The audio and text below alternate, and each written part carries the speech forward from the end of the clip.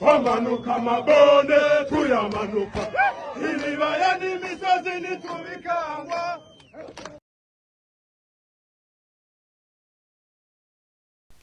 Kakati enkolagana egenda mu maaso wakati wa Paul Kagame akulembera eggwanga erya Rwanda saako ne Felix Tshisekedi mu okulembeze we Democratic Republic of Congo.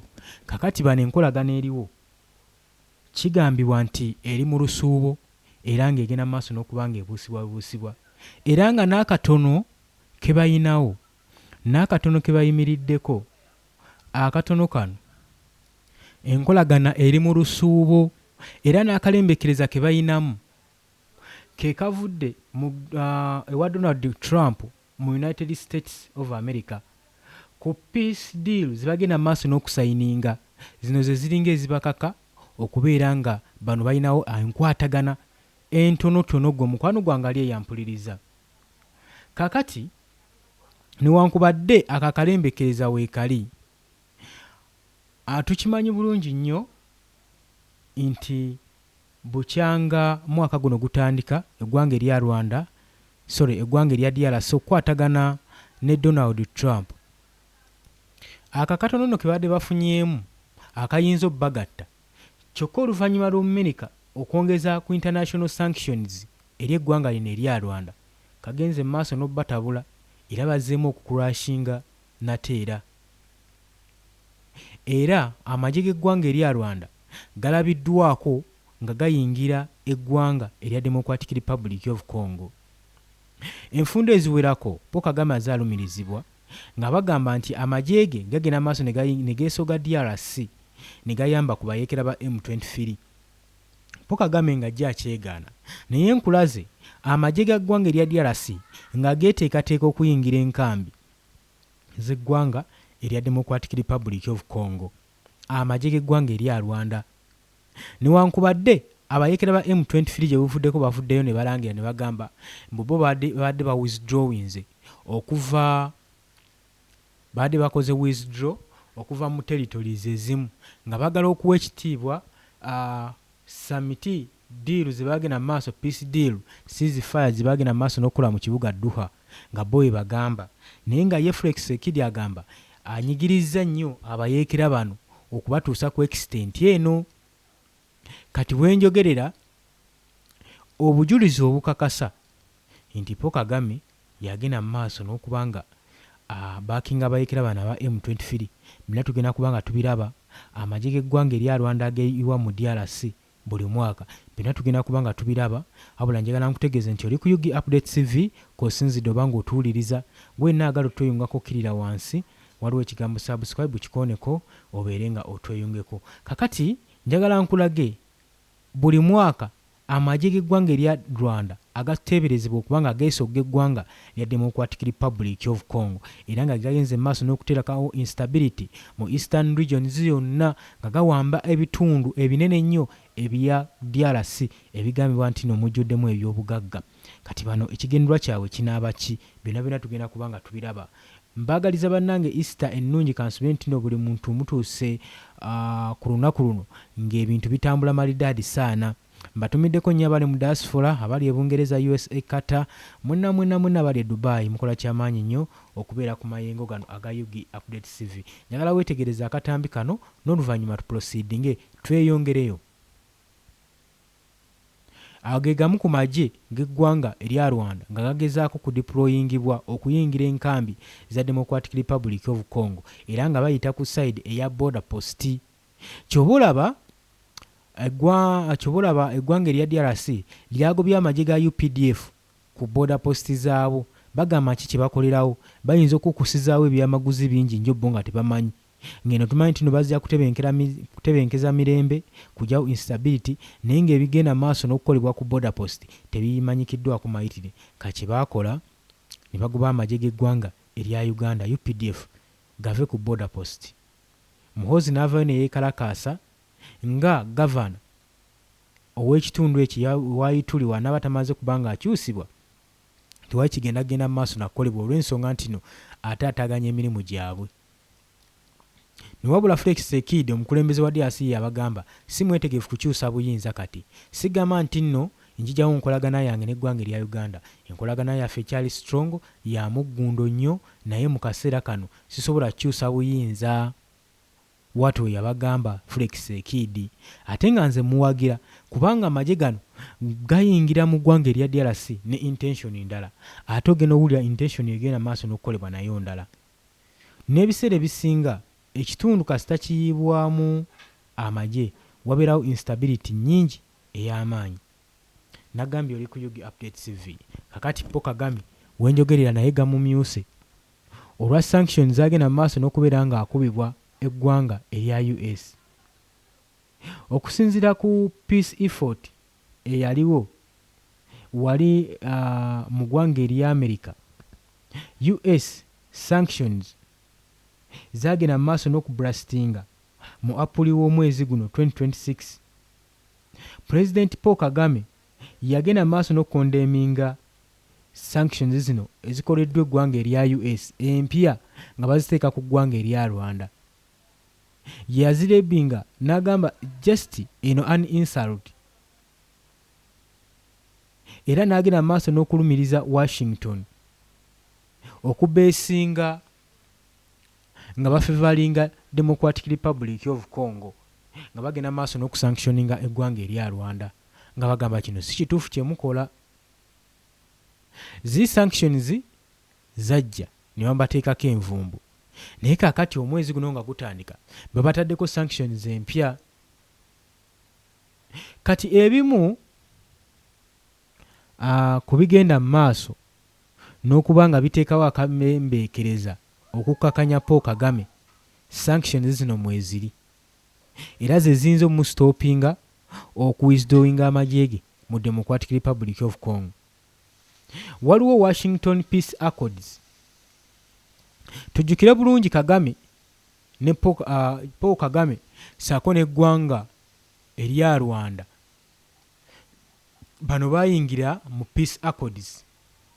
Tujjukire bulungi nnyo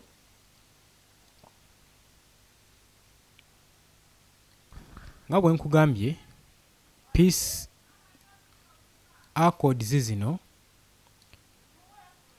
ze baakola wakati wa Felix Tshisekedi saako ne Paul Kagame ow'e Rwanda zitaddewo akabembeekereza okwizdrowingisa amaanyi okukakkanya amaanyi ga Paul Kagame saako n'abayeekera ba M23.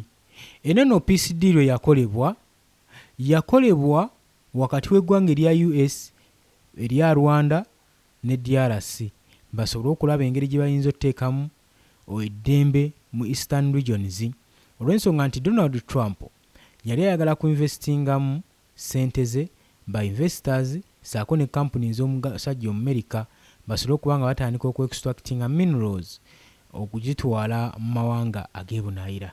Kakati yalaba kino nga tekisobola kukolebwa kuteeka bantu be mu katyabaga nga olutalo lukyagenda mu maaso era n'alagira wabeerewo enteeseganya zaatuula naye Paul Kagame oluvannyuma zino yaziziimuula. Kakati Washington Peace Accords ezaakolebwa Paul Kagame saako ne DRC Felix Tshisekedi basayininga endagaano eno peace agreement gye tuyita historic. Kati mu Desemba w'omwaka 2025 endagaano eno we yasayiningibwa yasookera ddala. Diiru eno yali erimu emiramwa gino wammanga ng'ekoowoola okuwisdrowinga amagye ga Rwanda troops za Rwanda okuva mu Eastern Democratic Republic of Congo saako ne neutralization okuva eri abahutu group mu DRC. Kati jjukira abahutu bo ye Paul Kagame agamba bava ku side ya DRC. Gavumenti ya Felix Tshisekedi bagenda maaso n'obba mpawalinga okusobola okukola obubumbaganyi ku ggwanga erya Rwanda.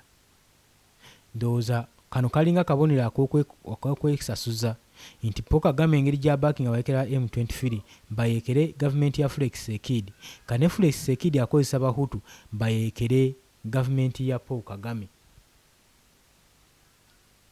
Kakati no waliwo kye bayita ceasefire violations. Oluvannyuma lw'okusayininga okulwanagana kwalabikawo era kweyongera nga Tshisekedi agenda maaso n'okunenya Rwanda okuteekawo violence era nga diiru gye balina n'abayekera ba M23 era UN ne US gwe bakilaiminga nti abaakinga amagye gano aga M23 nti era amagye gano gagezaako kugenda maaso nga gabaakingibwa eggwanga erya Rwanda era nga gagenda maaso n'okwadvansinga buli lukya olw'okuba gafuna new technology, new ideas. Kati kibeeredde kizibu nnyo Felix Tshisekedi okulwanyisa akabinja kano akabayeekera mu mbeera eno.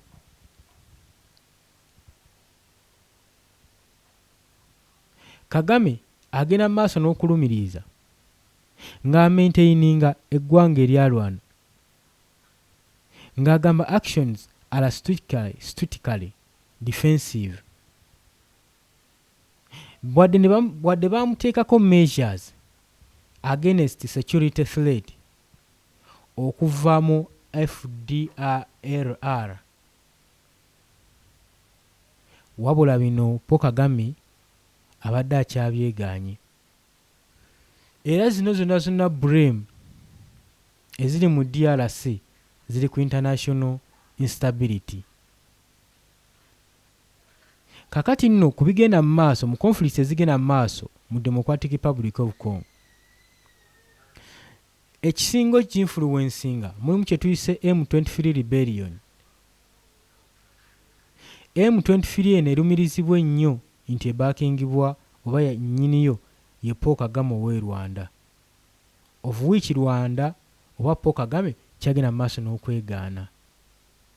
Agamba kino takisekendinga era kyakumusibako matu ga mbuzi kumuliisango.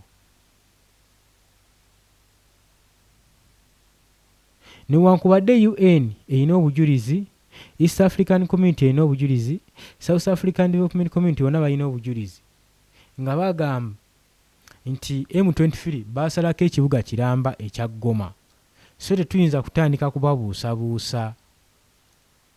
Njukira no baasalako ekitundu ekya Goma, Bukavu, Buvuma, bina byonna ne babyeddiza. Katoyina ng'eki gy'oyinza omatizaamu bantu nti bantu bayinza kukola bulumbaganyi ku gavumenti.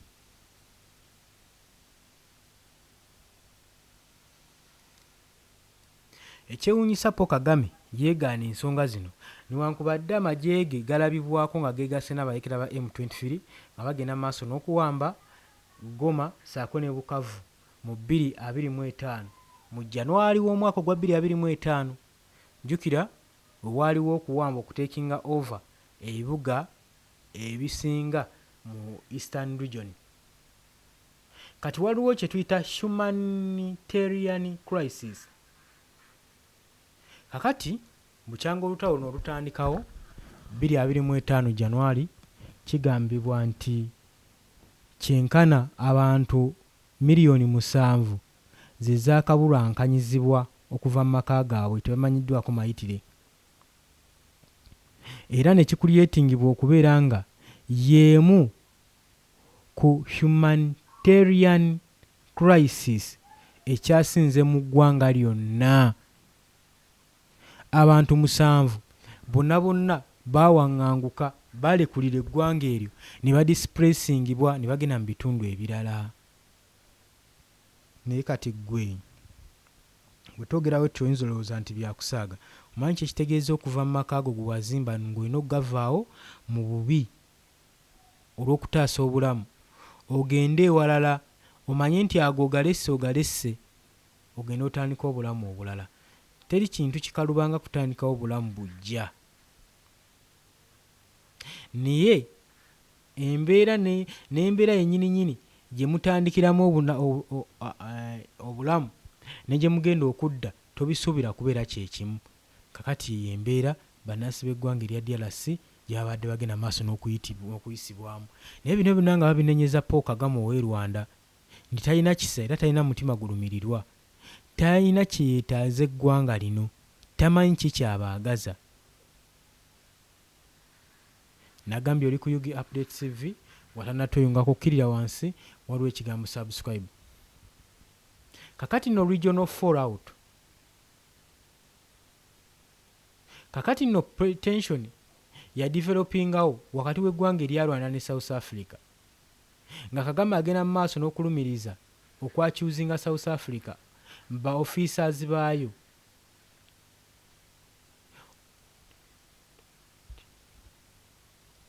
Eggwanga erya Rwanda lirumiriza South Africa okugenda mu maaso n'okubeera nga aba officers baayo, abakungu baayo bagenda mu maaso n'okukyusakyusa amazima agagenda mu maaso, nga si be boogerako wabula nga bajubisa okulaga embeera egenda mu maaso. Newankubadde bagenda mu maaso n'okola military invasion mu ggwanga erya DRC wakati wa kitongole ekya SADC ekya South African Development Commission ku mission gye baaliko mu ggwanga erya DRC. Agamba bano bagezaako nnyo okukyusa amazima. Naye nga wootunulamu okusinziira ku Dimax ne saako ne ku specific peace process ezigenda mu maaso nga tufollowinga ku sources ez'enjawulo okuva mu USA mu kibuga Doha, tulaba nga wandibeerawo engeri y'okuba nga emirembe giddamu okutebenkezebwa mu DRC. Kati ate eno tulaba komando b'eggwanga erya Uganda, Belgium beeyiwa mu bifo byonna ebya DRC. Bano bonna kye banoonyaayo balinayo ggoolo emu, kukugira bayeekera bano abava mu DRC okugenda mu maaso n'okukola effujjo n'okuwamba ebibuga oba oliawo ebisigaddeyo. Embeera nga we nakugambye nti yo ya bunkenke. Kati ate embeera eyongera okusajjuka kubanga Paul Kagame agenda mu maaso n'okuddamu okuba nga alumirizibwa okusinziira ku information gye balabye ne step yateekingiddwa Joseph Kabila eyaliko omukulembeze okuva mu mwaka gwa 2021 paka 2027 Olifex Ekiri asooka jje, wabula yali amaze mu bbanga ddene mu buwaŋŋanguse nga yeekukumye Joseph Kabila, wabula mu kuvayo n'okulangirira nti agenda kuba nga yekomawo yeegatte mu kulonda okugenda mu maaso mu Democratic Republic of Congo, kubanga ensi yeetaaga omukulembeze nga ye tebalina mukulembeze mulala gwe beetaaze okuggyako ye Joseph Kabila. Wabula bwe twamulabako ng'ayingira twalaba nga gavumenti ya Felix Tshisekedi eyisa orders ezimukwata n'okufirizinga assets ze ne bamuteekako n'ogwa treason nga wakusibwa paka bulamu we bwonna, kyetwandiise death sentence. Kakati ebyo byonna ng'obitadde ku bbali byayita era yateebwa, wabula yo okwegatta n'abayeekera ba M23 mu kibuga Goma kyeraliikiriza nnyo gavumenti era watali kubuusabuusa batandise dda okugasala nti ddala kituufu bano ababiri Paul Kagame saako ne Joseph Kabila gubasaza mu kimu ng'ambazzi. Kakati ne batandika okweraliikirira olwedde bagamba nti Paul Kagame bamulumiriza yagenda mu maaso n'okubaakinga abayeekera ba M23. Kati ate balaba Joseph Kabila atuukira mu kibuga ekya Goma ate ng'ayagala kusitula byabufuzi, wabula yasigalayo ne netiwaaka ey'amaanyi bukyanga avaayo mu bufuzi era abantu bagenda mu maaso abamu bamuteekawo kugamba bamuteekamu essuubi. Kaŋŋambe we nti oli ku Yugi Update TV kosinzidde oba ng'otuwuliriza, wabula njagala nkutegeeze nti abayeekera bano newankubadde bafundiziddwa bangi kati batandise okuddukayo okuva mu bibira bya DRC boolekera amawanga gaabwe, boolekera eggwanga erya Burundi, boolekera eggwanga erya Rwanda.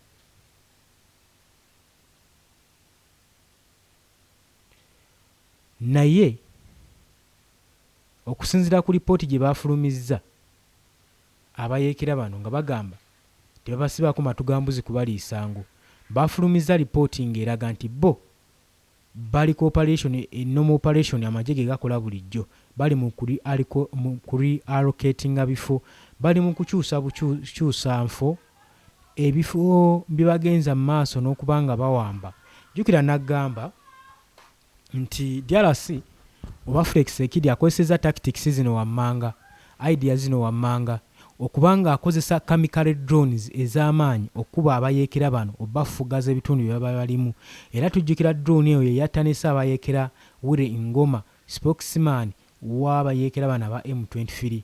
Kakati Felix Tshisekedi kyakola agenda atagetinga amaka g'abakungu g'abakulembeze mu DRC, agenda atagetinga ebirombe by'obugagga ebiyinza okuba nga bibasapootinga okugenda mu maaso n'obuyeekera. Ebyo byonna ebirombe babitagetinze basobole omunafuya, asobole okubula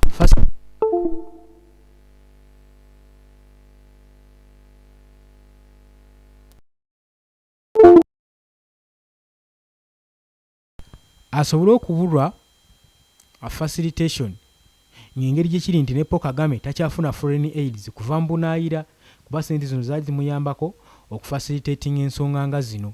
Kati eno Felix Tshisekedi agenda maaso n'okubagoba mu birombe. Kali singa banaabulwa facilitation ne funding olutalo luno oba obuyeekera buno, saa yonna yonna kabanga kabonero akakuwa essuubi nti nno olutalo luno lwandikomekkerezebwa gwe mukwano gwange ali eyampuliriza. Oli ku Yugi Updates TV nyongera okujjukiza watannatweyungako, kirira wansi waliwo ekigambo subscribe kikoneko obeere nga otweyungako. Kakati yo mu America yavaayo n'agamba nti sikyalina kye neetaaga Paul Kagame.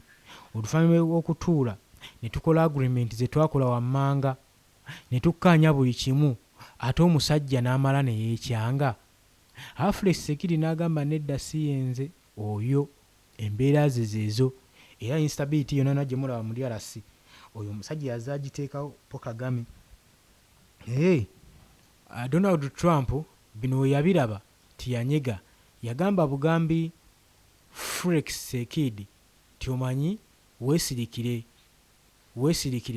obanga Paul Kagame atukubye omugongo ku agreement gye tuva okukola n'asazaamu ku butitimbe n'obutitimbe bw'ensimbi bwe twonoonye, accords mmeka ze tutuddemu, bbanga kiri tumaze nga tutegeka ekintu kino, wabanga asazeewo tukuba omugongo, it's okay. Era ebyaddirira kwabulira Paul Kagame kulaajana ensi ye nga bagenda maaso n'ogisanctioninga, basanctioninga okuva ku mukulembeze n'ensi, bannansi nabo bagenda maaso n'obasanctioninga kuba kati bizibu nnyo okufuna visa okwolekera mu ggwanga erya Amerika.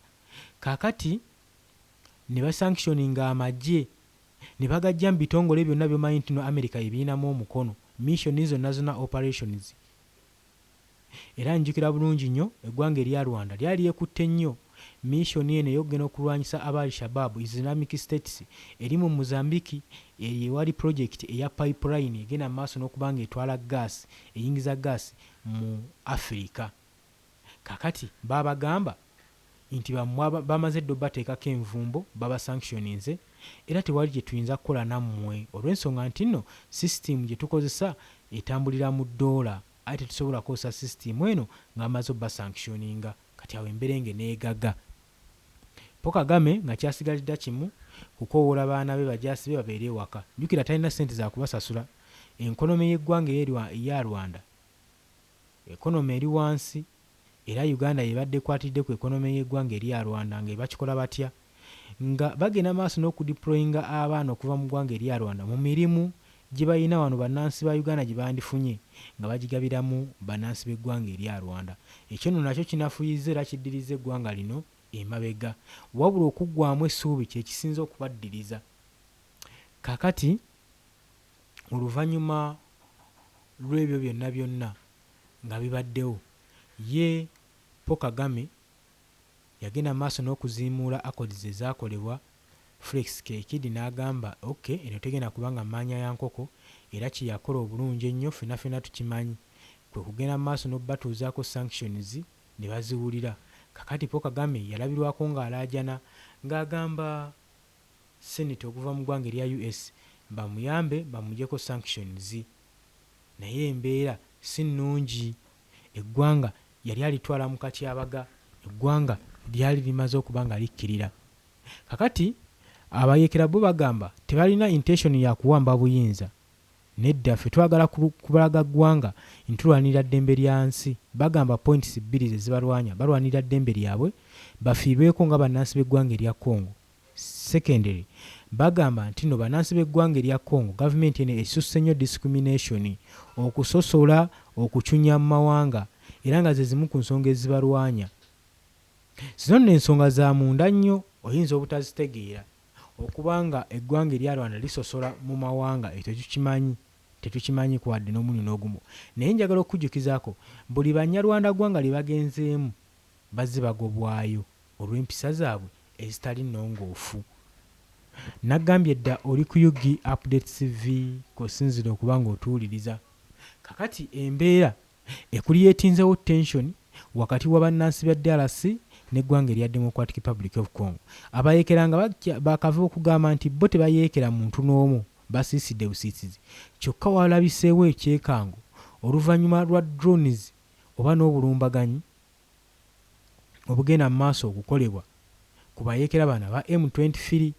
Newankubadde bagamba bali mu process ya ceasefire, bagamba how possibly can we ceasefire ng'ate Felix Tshisekedi agenda mu maaso n'okutusindikiza ne drones nga zitagetinga ebifo byabwe, zitagetinga amaka gaabwe. Kitegeeza ki Felix? Kitegeeza ki nti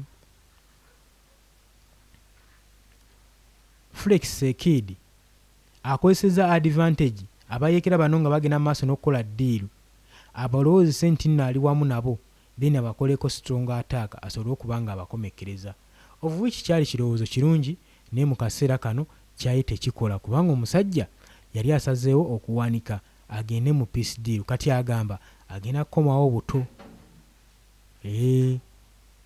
Era yo Paul Kagame yabagambye bannange muleme kutusibako nsonga zino, eno tunywayo bunywi mazzi.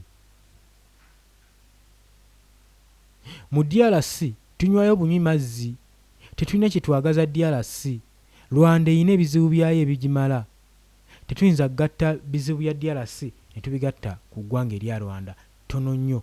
Byali bigambo bya Paul Kagame. Naggambye gwe ayagala otweyungako okkirira wansi awo waliwo ekigambo subscribe n'okikoonako, ojja kuba osobola bulungi nnyo otwegattako. Abali mu diaspora mbatumiddeko nnyo nammwe abajja mu comment section. Likinga, sharinga eno video gwo mukwano gwange ali eyampuliriza. Embeera bwetyo yakazigizigi, embeera ya bunkenke. Nkugambye akalembegeza ke babadde balinawo kabadde ka accords zino ezikoleddwa n'eggwanga erya US wakati wa Rwanda ne DRC. Kyokka embeera weesajjukidde bano babadde bakaddamu okukwatagana nga balina mu kuteesiganga eki gye bayinza okusizinga fire. Kyokka America n'agenda maaso n'okwongera kwa sanctions za sanctioning eggwanga erya Rwanda. Kakino nno kibajje mu mbeera ne bagamba bagenda kureconsideringa nabo ku operation zonna zibalina ebunaayira bawithdrawinga amagye gaabwe gonna bagaggyeyo, baleme kuddamu kwetaba mu operation n'emu. Rwanda weetyo weegamba, era nga bagamba Rwanda badde ekola kyamaanyi nnyo okubeera nga abazibizi mu bitundu ebirimu obutabanguko, okugeza ng'obubinja bwa Islamic States. Babadde abaana baliwo ku defending ensonga ng'ezo. Naye kaakati bagamba okubanga batusanctioninze, naffe tugenda kuyimirizaamuko ku bimu, tugenda kusala ku pressure gye tubadde tuyina. Anti naggambye oli ku Yugi Updates TV k'osinzira obanga otuwuliriza. Embeera wetu wegenda mu maaso. Tetumanyi Felix Tshisekedi kyazzaako, tetumanyi Paul Kagame kyazzaako. Ku bano bombereri buli omu yeewakana ebyogerwa munne. Olw'ensonga buli muntu ayagala okulaga amawanga agabatunuuliza amaaso ga observers nti gundi ye mukyamu, nti ono gundi ye mukyamu. nkwanirizaako nnyo mu comment section jangu oteekeyo endowooza yo gwe mukwano gwange ali eyampuliriza. Mbagala nnyo kambalekereko akatambi kano. Mweraba, twerabira ku subscribinga, twerabira ku likinga, twerabira kujja mu comment section kuteekayo endowooza yo. Mbagala nnyo, mweraba.